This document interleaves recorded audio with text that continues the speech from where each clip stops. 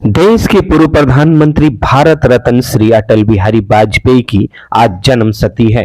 अटल जी भारत में सुशासन के स्वप्नद्रष्टा थे। वे एक ऐसे राजनेता थे जिनका हृदय सदैव कवित्व से भरा रहा। यही वजह रहा कि उनके बोले गए हर एक शब्द सीधे आम लोगों के हृदय में उतर जाते थे। अपने आचार व्यवहार से विरोधियों को भी प्रभावित कर वे भारतीय राजनीति के आजाद शत्रु कहलाए। अटल जी ने न तो कभी हार से हताश हुए और न कभी जीत को सिर पर चढ़ने दिया। राष्ट्र की सेवा को उन्होंने अपना धर्म बना लिया था। वर्ष 1924 के 25 सितंबर को ग्वालियर में जन्मे श्री अटल बिहारी वाजपेयी का शुरुआती जीवन बहुत आसान नहीं था। पिता श्री कृष्ण बिहारी वाजपेयी स्कूल के अध्यापक थे। परिवार निम्न मध्यम वर्गीय था। इसके बावजूद कड़े संघर्ष और जिजीविषा से अटल जी भारतीय राजनीति के शिखर पुरुष बन गए। पूर्व प्रधानमंत्री डॉक्टर मनमोहन सिंह ने उन्हें राजनीति के भीष्म पितामह की संज्ञा दी। कुशल रणनीति व ओजस्वी भाषण से उन्होंने जनसंघ बीजेपी को शून्य से शिखर तक पहुंचाया। उन्होंने अपने व्यवहार और समावेशी नीति के जरिए ऐसे लोकतांत्रिक मानदंड स्थापित किए जिसकी मिसाल आज भी दी जाती है। भारतीय राजनीति पर अटल जी का प्रभाव अमिष्ट है।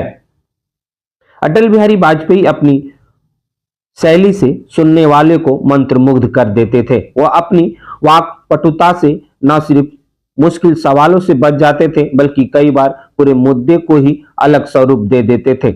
वर्ष 1957 में जब अटल बिहारी वाजपेयी जी पहली बार सांसद बने, उस समय पंडित जवाहरलाल नेहरू देश के प्रधानमंत्री हुआ करते थे। जनसंघ के सांसद की कम संख्या होने की वजह से अटल जी को संसद में बोलने का बहुत समय नहीं मिलता था, लेकिन अच्छी हिंदी से उन्होंने अपनी पहचान बना ली थी। नेहरू जी भी उनकी हिंदी से प्रभावित थे। वह उनके सवालों का जवाब संसद में हिंदी में ही देते थे। जब एक बार नेहरू जी ने जनसंघ की आलोचना की तो जवाब में अटल जी ने कहा, मैं जानता हूं कि पंडित जी रोज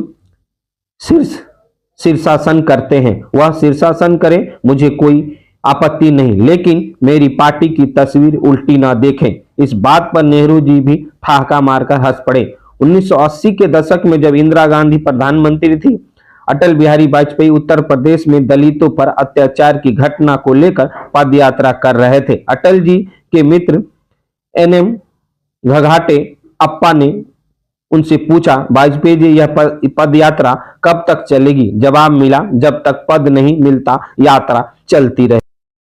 विरोधी भी अटल बिहारी वाजपेयी के हुए करते थे मुरीद। बलरामपुर से 33 वर्ष की उम्र में चुनाव जीतकर अटल जी पहली बार सांसद बने थे। उनके राजनीतिक जीवन का लंबा समय विपक्ष के नेता के तौर पर ही बीता। जब वे सत्ता के शीर्ष तक पहुंचे तो उन्होंने राजनीति ही नहीं, विदेश नीति तक की नई सोच और परिभाषा गढ़कर देश में विरोधियों को ही नहीं, सदैव शत्रुवत व्यवहार करने वाले पड़ोसियों तक का दिल जीत लिया। अटल बिहारी वाजपेयी यह सब इसलिए कर पाए कि कुशल वक्ता के साथ ही वह अत्यंत सरल हृदय, संवेदनशील मगर कभी हार न मानने वाले इंसान भी थे। वर्ष 1988 का एक वाकया है। राजीव गांधी देश के प्रधानमंत्री थे और वाजपेयी जी किडनी की ऐसी बीमारी से ग्रस्त थे जिसका बेहतर इलाज अमेरिका में हो सकता था।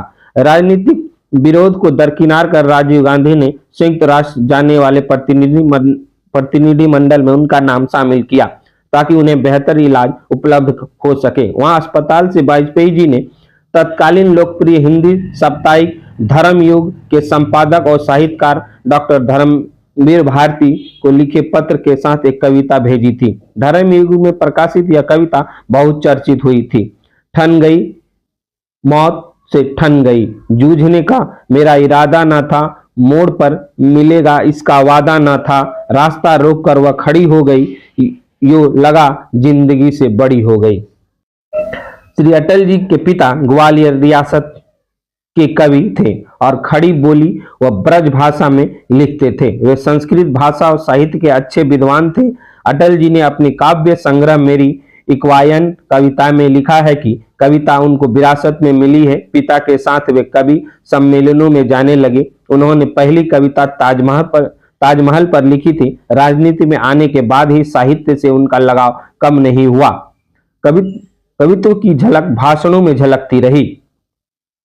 अटल बिहारी वाजपेयी फिल्म देखना बहुत पसंद करते थे।